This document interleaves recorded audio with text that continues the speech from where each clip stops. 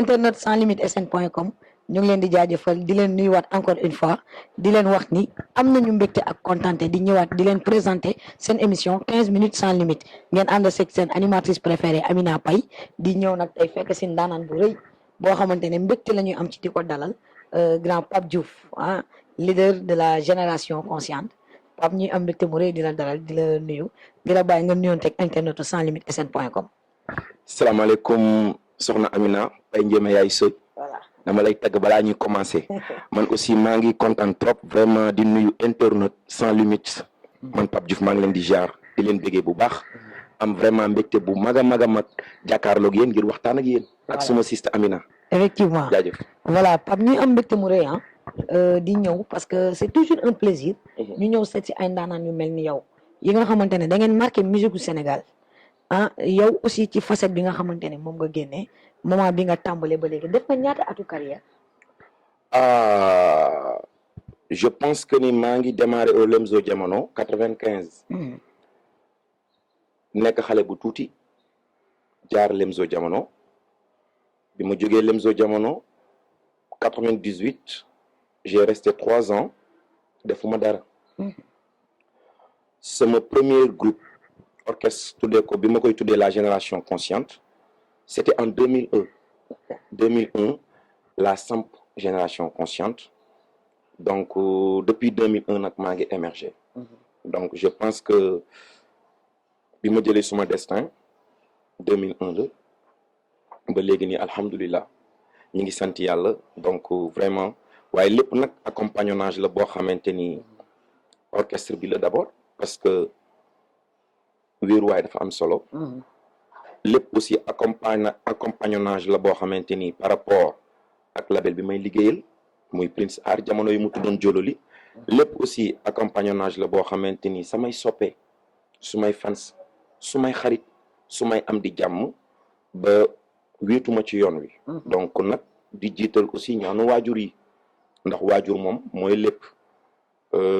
vraiment depuis boobu ba léegi nag alhamdulilah les Sénégalais nous suivent effectivement partout voilà ok Pape Lemzo Jamono Prince Art commencé ko Cocorico jaar partira walay ci année yooyu noonu mais boobu ba léegi daaw Ci- ñaata at la effectivement ñaata at la exactement bon 95 ba 2017 est-ce que matul 20 et quelques années waaw 18 ans ouais 18 ans 18 ans de carrière yoo Voilà. xamante ne Pape franchement tu as tenu les Sénégalais en haleine waaw xam nga léeg-léeg damay faral di wax naan sama yenn morceaux yi ma njëkk a joué sama carrière su ma koy déglu daf may fàttali ay jamono yu am solo nostalgique la c'est des morceaux nostalgiques donc loolu moo may doole ba morceaux yooyu su ma koy déglu dama naan mais est-ce que morceaux yu mel nii pour ma def lu ko gën a neex et que effectivement il faut ma def lu ko gën a neex loolu nag mais ma jaaree foofu laaj la parce que ci man bokk naa ci ak ñeneen ñu dul man morceau partira ouais lu ñu gënoon fasciné la ci Pape Diouf parce que biñ koy xam opéra nga ñëw way ko mbalax boobu ndeysaan maa ngi bu may seetaan ak clip bi ñu def tuuti rétro xam naa Pape boobu jamono boobu ute na ay yére ah oui parce que xam nga nag loo gis am na tàmbali donc partir biñ ma koy proposé sax pour ma woy ko j'étais pas d'accord parce que morceau bi fondamental morceau bi opéra la Andrea Bocelli di ndaanaan bu mag italien woy ko donc woy ko ci gamme boo xam ne dafa compliqué pour nga teg cantaise pour woy morceau boobu beneen bi ci topp aussi li ci gënoon metti mooy paroles yi il faut ñu bindoon paroles yoo xam ne boo ko déggee rek dégg morceau bi waa ji woy en italien du am différence Effectivement. parce que moom dafa ne conte partiro donc ñu nit ñu war a conte partira léegi ñu ne il faut ñu xool thème boo xam ne thème d'actualité lay doon et que jamono boobu jeunesse bi dañu affamé woon pour dem tukki bitim réew effectivement immigration moo xewoon waaw pour ñoom ku tukkiwul demoo uti teranga ñëw teral say waajur takk soxna réaliser woo dara donc mu nekkoon moment boo xam ne thème bi dafa laajoon loolu donc ñu woy ko biñ ko woyee aussi mu nekkoon un succès énorme effectivement man mooma mën naa ne à part Cocorico partir moo ma révélé waaw surtout sur le plan international côté sous-région bi donc ay Mali ay Côte d'Ivoire Cameroun Gabon Mauritanie Gambie partir dafa doon def ay ravage moo tax morceau boobu façon prix boo xalaat rek gagné naa ko ci dëggantaan gagné naa ci façon prix boo xalaat quoi vraiment c'est vrai hein parce que morceau boobu noonu nekkoon na lu frappé sénégalais yi ouais ci moment boobu comme ni nga ko waxee woon c'était temps Modou Modou boobu Modou Modou dafa xewoon mais jamono yooyu ku ñu ne sax kaay jël bureau sangam da nga naan bëgguma ah oui visa moo ma gënal dem France dem Italie dem Espagne dem Amérique donc loolu moo xewoon effectivement bon ñu jóge ci foofu Pape Diouf di màgg ñuy dem di gis mais à chaque fois amélioration ci musique Pape Diouf jóge ci partira dalaat ci beneen je pense que après bi ci topp moom moo doon bi ngay way cuuc benn jabar si kër góor gu ko am da nga koy muñal voilà su la meree nga wét saa yu ko neexee mu dem bala non je me rappelle très bien xale bi yëngal na ma voilà mu ngi noonu ci Gambie Pape Diouf jóge dal ci feneen ñu gisaat beneen Pape Diouf bu bees ma dal ci kaskas voilà après kaskas bi ma jógee kaskas ma dal ci rakkaaju voilà évolution boobu Pape Diouf di am si musique kan moo nekk ci ginnaaw toute une équipe Pape Diouf moo ci gën a ndaw Pape Diouf la ñu gis mais il y a toute une équipe qui est derrière Pape Diouf ci côté musicalité ci côté background ci côté parole ci côté texte ci côté image tu vois ci côté communication il y a une équipe solide ñoo xam ne gëm nañ Pape Diouf dañ koy dund bëgg ko di sentir li muy def Pape aussi sentir leen ba looloo waral ñun bu ñuy teg projet duñu ne ah Pape Diouf déedéet dañuy teg projet bi ñuy teg moom la ñuy valoriser donc bu ñu valoriser projet bi nag méditer ko mûrir ko ne ñun kat fii ak jëmmi jamono war nañu génne album bi ñuy génne ci ban concept la ñuy def ñu ne ren nañu wax ci thème mbëggeel nañu wax ci culture suñuy cosaani maam nañu wax ci culture par exemple xam nga album du da ngay ñëw rek génne album non album dafa am lu mu laaj parce que lu génn dootul ñëwaat mi ngi mel ni doom jooju bu ko suñu borom andee ci àdduna rek say donc album il y a plusieurs facettes pour sortir un album c'est un projet da nga naan dinaa génne 6 morceaux dinaa wax ci réew mi ni muy doxee dinaa wax ci mbëggeel ok dañuy accepter li nga wax daal di fay jaaree dem jëli ji publicité ànd ak internetu sans limite sn.com suñu demee jëli publicité duggaat ñëw nag ci partie bu xam naa bii nii dafa xaw a sedd quoi mais de toute façon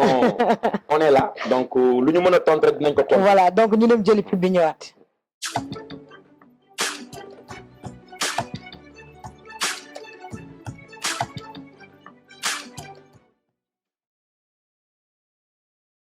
internetu sans limite sn.com ñu ngi leen di jaajëfal yéen a ngi ba tey ci seen émission 15 minutes sans limite ànd ci ak Pape Diouf Pape xam nga toll nañu jamono boo xamante ne Sénégal ñu ngi wër l'héritier du roi du mbalax mais gars yi dañu indexé ne yow la waaw man de du ma taxaw mukk ne je suis le roi du mbalax waaw non waxuñu ne yow yaay le roi du mbalax mais tu es l'héritier le futur héritier du roi du mbalax te wane nga ko sax si sa yenn jëfin kon ñoom li ñu wax bàyyi naa leen ak seen idée yàlla na ko suñu borom def amin kon loolu ku ko xool ci yow da koy gis yéen a ko wax oui parce que des fois dañuy dem ay soirée Pape Diouf di gis Pape Diouf ay way yu sundur rek lay way mais c'est normal parce que àdduna moom booy roy da ngay roy lu baax wala nga roy lu bon ok Youssou c'est mon idole ok bi ma koy bëgg xaw ma ne woon ne dinaa woy donte nag géwél la bi ma koy bëgg j'avais 4 ans 5 ans nekk xale bu ndaw léeg-léeg su génnee cassette ma dem sàcc sama xaalisu yaay wala sàcc sama xaalisu papa dem jënd cassette bi mu génnee boobu xaw ma ne woon ne dinaa woy beneen bi ci toppit man dama teel a commencé woy dama ko bëggoon dama doon jàngi école bu ñu génnee récréation ma woo sama yenn copains yi ñu nekk ci école bi di woyantu ñaari yi dama ko mës a bëgg muy woy musique ak football ok donc xam naa waaw dama ko mës a bëgg effectivement d'accord donc booba nag xaw ma ne woon ne dinaa woy ok may dem di dem ba sunu borom dogal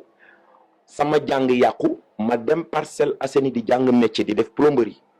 waaye ki ma doon jàngal métier moom ak yaay El Hadj Faye Samina ñoo bokk ndey ak baay muy mujjoo faal kër googu it waaye rek la ñuy def maa fa gënoon a cuune chantier bu ñu nekk de 8 heures à 18 heures kenn du dégg ci chantier bi dañuy woy rek di liggéey di woy bu ñu wàccee dem kër ga añ teg ataaya di woy loolu rek lañ doon dund ma jóge foofu ñu jël ma ne ma nag il faut nga dem woy su ma benn grand bu ñuy wax Yves Jackson moom ma njëkk a jël ne ma il faut nga woy ma ne ko mais grand damay foo rek mu ne ma déedéet Julo jël ma dem Padois benn groupe bu ñuy wax mbooloo foofu laa duggee ci musique ñu jëlaat ma foofu yóbbu ma pour ma def album bi ma demee studio boobu war a def album borom studio bi ne ma teel na pour nga def album demal jàngi métier kaay ma yóbbu la Lemzo Jamono ñu yóbbu ma aussi Lemzo Jamono ma def audition suñu borom dogal ma at ma nekk Lemzo Jamono di woy fekk fa Mamadou Lamine Mayga fekk fa Gallo Cello fekk fa Amath Samb fekk fa Maymouna Johnson ak groupe bi yëpp ak suma mag Lamine may woy nekk ci groupe bi nag vraiment ba yàlla dogal sunu soirée bi Youssou njëkk a ñëw sunu soirée guddi gi mu njëkk a ñëw sunu soirée cosaan ci laa ko njëkk a teg loxo ñu nuyoonte beneen bi ci topp suma mag bu ñu wax Bay di Gay ak suma xarit Abbas Badji ñu àndandoo dem cosaan soirée Youssou mu invité ma sur scène ma woyandoo ak moom kon man bi ma koy bëgg boobu xaw ma ne woon ne dinaa nekk woykat dëgg la feeñ na ci yow nag yàllaa koy def non feeñ na ci yow parce que say geste sax ay geste Youssou Ndour la quoi mais c'est normal voilà je suis d'accord beneen bi fa la ñuy jaaree dugg ci Prince Art dégg nañ sa divorce ak Prince Art ba sax mu jaral la nga créer sa label bu ñuy tudd Démarrer Production loolu ñu koy dégg waaw xam nga nag Sénégal moom léeg-léeg day am ay rumeur yàgg na fi te du fi jóg et puis bon c'est la vie mais jógewuma Prince Art maa ngi liggéey ak waa Prince Art am naa nag label bi ma am mi ngi tudd Démarrer Events Démarrer Production donc ndax am naa staff boo xamante ni sama ginnaaw yaatu na ñoom aussi am nañu tuuti expérience ils ont envie de vraiment faire quelque chose wone seen talent wone seen yéene ci Pape Diouf ak ay rakku Pape Diouf yoo xam ne tey ñu ngi ci aar bi bëgg nañu ñu wone leen wala ñu jàppale leen et que ñoom taxaw nañu pour jàppale ñooñu dugal seen loxo ci liggéey bi yokk ci xar mi karaw donc loolu moo waral ñu teg label tuddee ko Démarrer Events. waaw xam nga Pape foofu sénégalais xëy na liñ leen di waxal ci rumeur dëgg la mais am na nag benn boo xam ne mu ngi nekk ci ñoom mooy ñoom duñu créer mais dañuy yokk waaw mais léeg-léeg mën na am ñoo xam ne dañuy créer waaw mën na nekk kon voilà mais tey bu ñu demee ba tudd sa divorce ak waa Prince Art peut-être nag dafa am lu ko waral non dara waralu ko waaw mais si y a rien non mais attends Pape am na benn tournée boo fi doon waajal mois de mai passé tournée bi France ak Italie am na nu fa demee woon ba gars yi bëgg la salfaañe foofu moo tax nga taxaw bañ xam nga man xam naa ne bañ kan nga waaw mais nag loolu nag dara amu ci wax dëgg yàlla xam nga mooy li may wax tout le temps rek Amina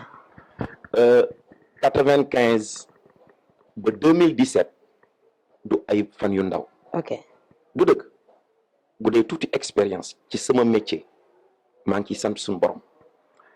Sénégal yi ku ma xam-xam ne nit laa koo xam ne liggéey rek moo ma ñor respecter aussi les Sénégalais respecter musique bi may def muy suma métier kon duma ko xajamal mukk ok tey samay rakk ñu topp ci sama ginnaaw ñoom la seen liggéey di am sooxe man ma war a jóg lijjanti ko sol sama dàll mais dépassé naa foo xam ne damay am ak fi mu nekk nii nit problème ci métier mi waaw xam nga suñ ko tuddee dafa am luñ tàmmoon gis te gisatuñ ko comme lan par exemple dañ daan gis ay affiche su Pape Diouf waree préparer benn événement comme ñoom bon benn famille la dafa am télévision am rajo am label de production dañ daan gis muy jàll ci seen yooyu say affiche gisatuñ ci Prince Art gisatuñ ci seen télé ba récemment ndéwénal bi nga xamante ne moom nga def Korité lendemain Korité dafay woo ko seen télé beneen télé nga ko yóbbu non tabaski da nga juum ok ba tey lendemain tabaski waaw ndeysaan c'est vrai tu as raison mais il faut ma leeral la yow balaa may leeral internautes yi parce que xam naa ne yow soxla nga ku la leeral waaw ok ba tey man Pape Diouf man ak Prince Art c'est une famille il y a pas de problème lépp lu may def ñoom ñu ngi ci à 1000% pour muy leer di leer aussi le public sénégalais beneen bi ci topp Prince Art man Pape Diouf dama cee bokk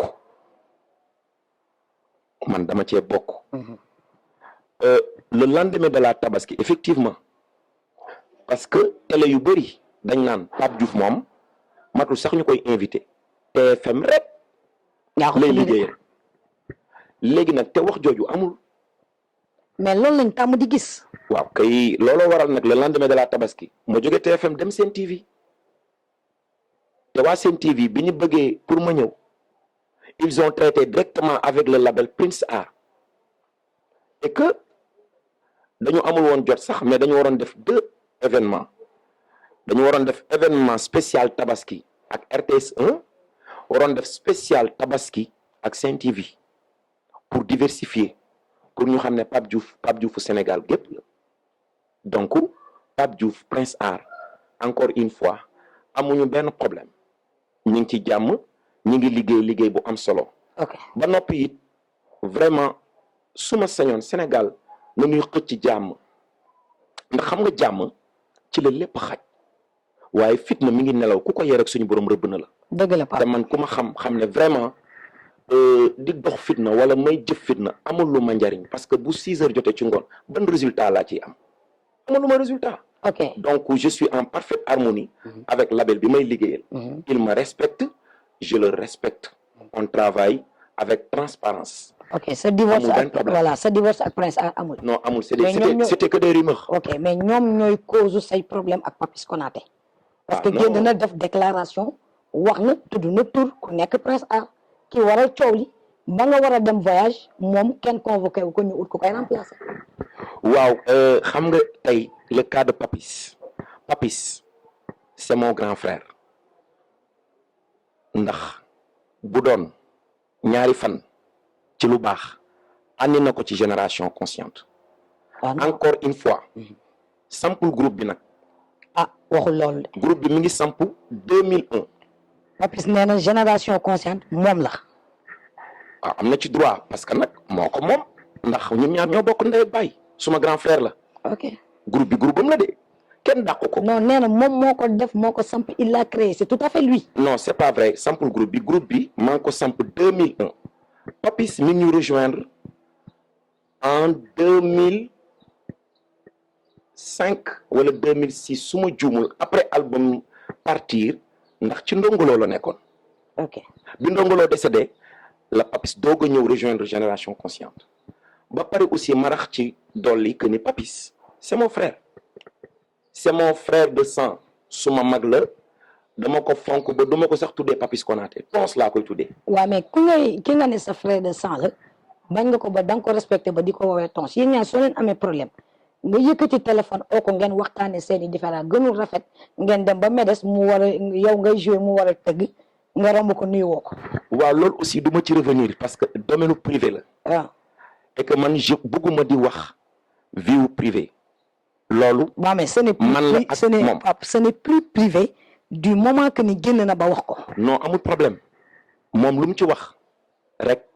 amul problème mais man en tant que Pape Diouf ku ma xam-xam ni du ma commentaire du ma wax ay wax yoo xam ne ndax Papis Konaté dama toog ci Sénégal télé bi remercier ko dama toog ci télé bi gërëm ko dama toog ci télé bi wax ci moom lu baax adduna bépp di ma dégg kon tey buñ doon tamante dëmm wala ñuy jamante ay paaka je préfère ñu def ko en catimini mais man Pape Diouf du ma toog mukk di ko xarab dara lu am c'était mon employé nag il faut mu leer. da doon liggéey ak man ma koy fay. Papis je lui fais gagner presque 2 millions wala lu ko ëpp par mois ndax sonom boobu mu andi bi mu ñëwee man maay ki ko njëkk a jël fu ma dem ci Sénégal ànd naag sonom boobu te dama da ko doon fay cachet naan ko bul ñu may dara waxuñu ñaata ngay fayeeku on te paye intégralement mu ne ma sono bi sa sono la ma ne ko d'accord mais liggéey la du dëgg woo sama staff ne leen gars yi bëgguma ñu tëgg fenn ngeen may andil beneen sono dee leen jël sono Papis Konaté donc Papis c'est mon frère c'est mon grand frère. Je lui fais gagner presque pratiquement chaque mois 2 à 3 millions de chiffre d'affaires ba pare c'était mon emploi dama ko doon fay. léeg-léeg nag liggéey boo gis nag dafay am àllarba am alxames léeg-léeg mu neex waaye léeg-léeg nag mu naqari am ay tojante ndax milliardaires yi sax léeg-léeg ñu xëy yore xaalis waaye léeg-léeg nag du ñu yore xaalis mais yooyu yëpp c'est des trucs yi nga xam ne day ànd ak àdduna mais je lui souhaite que du bonheur jàmm laa ko yéene te xam naa ne moom it moom la ma yéene voilà donc man ak Papis sénégalais yi na seen xel dal ci man ak Papis peut-être gisante wuñu wala waxtaanuñu mais man rakam awma ci moom benn xalaat bu ñaaw c'est mon grand frère et que le meilleur reste à venir inchallah waaw bon boobu d'accord nañ ci mais beneen boo xamante ne dafa xawoon def mit ci boppu sénégalais yi ñu ko doon xaar di leen déglu kenn ku ci nekk sa jiboo ak Wally waaw Wally sama rak la musuñu xuloo waaw mais Pape xam nga nag yëpp boo ne lii musul am te ñu dégg yenn yi seen diggante yéen ñaar daf ñuy xaw a jaaxal waaw mais dégg nga wax nit ñi ñooy wax mais nit ñi tamit Pape mënuñu dëkk ci di la créer waaw mais bon on est dans un pays de démocratie ñun ñëpp démocratie yegg na foofu mais si ku nekk am nga droit wax sa xalaat donc Wally ni ma koy waxee saa su ne noonu laa koy waxee sama rakk la fu nu dajee dañuy saafonte waxtaan kaf ree mu def nag lu rafet barki demoo njaay woy ma woy wu rëy boo xam ne àdduna bépp ci kontaan man miit ma kontaan ci donc mu nekk loo xam ne loolu mooy Sénégal comme sama yeneen rakk yi tey waaw mais c'est que xam nga il y a une très grande rivalité entre yéen ñaar xam nga tamit Pape ñun fii lañ nekk dañuy déglu say way dañuy déglu ay wayam yëg nañ ni sax ne ay sa géer yu bëri dem nañ ci moom am nga sa jantal mara am na jantal maraam xam nga yooyu c'est des rivalités yoo xam ne daf fi nekk ñoo bokk suñu askanu ngéwél ñoo bokk suñuy géer ñoo bokk suñuy morceau man fierté la su ma woyee dara sama rakk yi woy ko su ma toogee di ko seetaan damay kontaan su ma déggee Wally di woy mara damay kontaan lool dégg naa muy woy mara mu neex trop nag mu teg ko fu nooy dégg naa Boy Sidi sama rak di woy mara ak rakkaaju mu teg ko mais Wally li ma woy dafa neex sax ci ay dafari ndongo doomu Ali Kourendié waaw non dégg naa mais mu teg ko fu nekk fu nooy lii mooy Sénégal il faut gars yi xalaat gars yi ne ñun dañu nekk ci def rivalité liggéey la c'est le showbiz nag bu àndul ak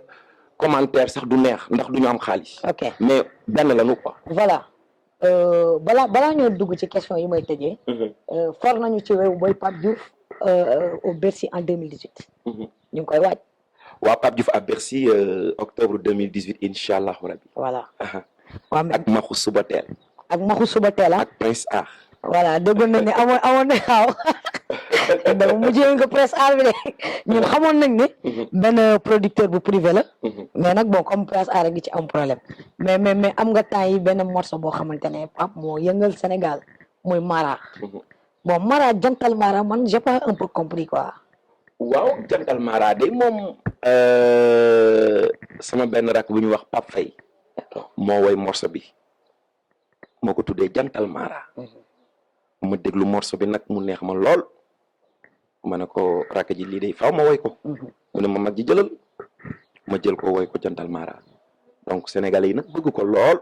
doon ko xaar vraiment man aussi ma génneel leen ko jox leen ko ndewenal c'est vrai que Pape su gëjee génn gars yi dañ koy xaar te bu génnee ñëpp kontaan loolu da lay ñaan yàlla loolu moo waral nag léeg-léeg yenn interview yi sax bu ngeen ko bëggee dama naan bàyyi leen ma tëju liggéey parce que booy wax man boo gisee léeg-léeg yenn interview yi ma koy waajaat wala samay génn télé ma koy waaj man bëgguma génn télé te awma lu ma jox sénégalais yi ndax toog rek di wax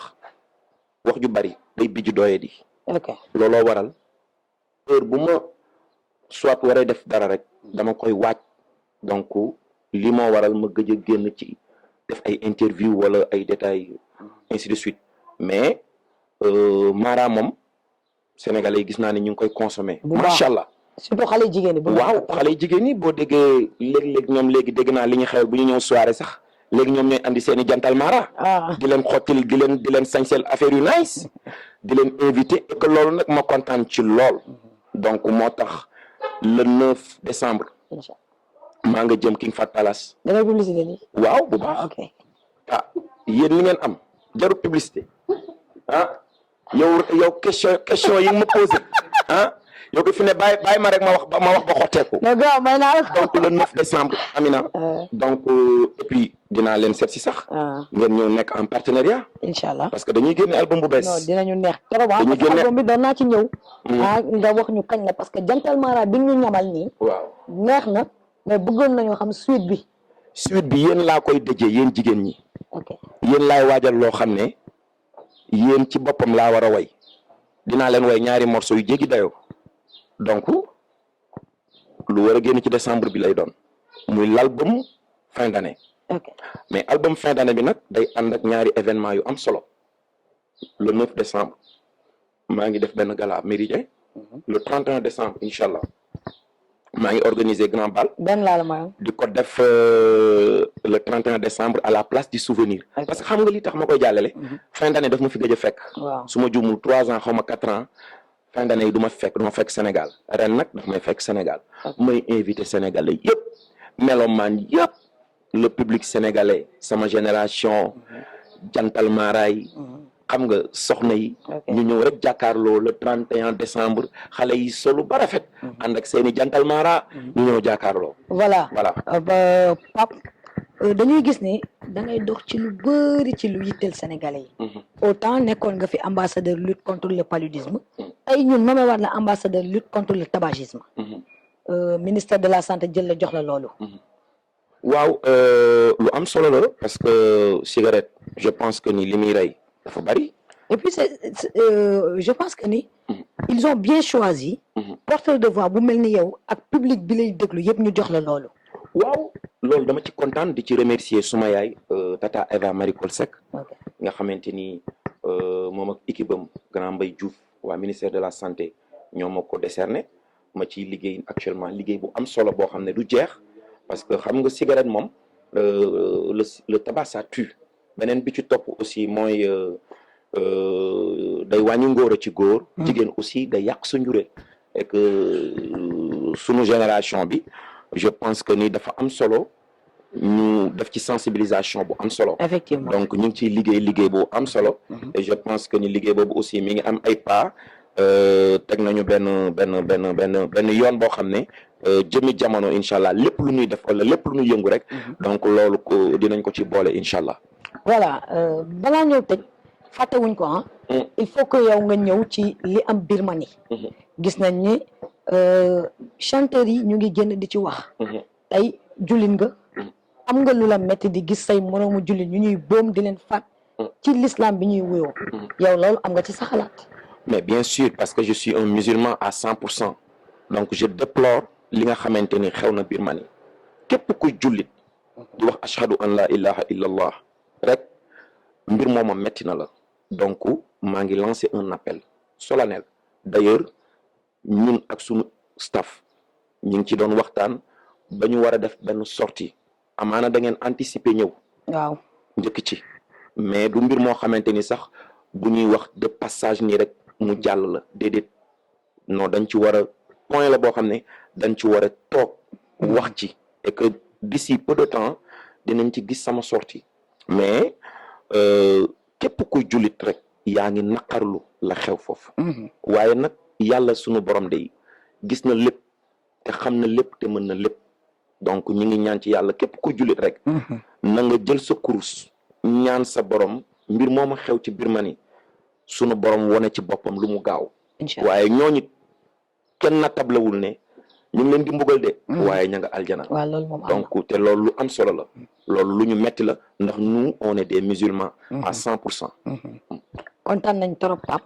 wax fa dëgg yàlla waxtaan bu neexoon na sama diggante ak yow ñu la ciy jaajëfal di la bàyyi nga tàggoo rek wax ak say fans na mun nañ la trop. waaw man aussi kontaan naa dalal leen donc fii seen kër la amu leen frontière fii ci Pape Diouf heure bu ngeen ko bëggee rek la porte est ouverte di remercier aussi internautes yi nga xam ne ñi ngi may seetaan bépp wax boo xam ne par exemple wax naa ko ci mu salfaañoo ak seen xalaat maa ngi leen ko jégalu di leen jox rendez-vous aussi à bientôt. merci jaajëf papa Jaajëf, ñu koy jaajëf. remercier surtout ci disponibilité ma c'est vrai que c'est toujours un plaisir di la déglu nii bu ñu la gisee si télé bi nii dañuy xam ne nit ko oyof nga te wax fa dëgg yàlla loolu lañ fi fekk ndeysaan di la remercier di remercier aussi ñi ñu fekk ñu dalal ñu merci nga xam ne boo leen bàyyi woon ñoom ñu ñëw animer émission bi voilà parce que ñu ngi ci biir daal ay ñoom buur ak sama yeneen gars yi nii di leen jaajëfal di leen jaajëfal yéen aussi internet sans limite sn.com Jaajëf. di leen joxaat beneen daje ci seen émission 15 minutes sans limite ak beneen daanaan jaajëf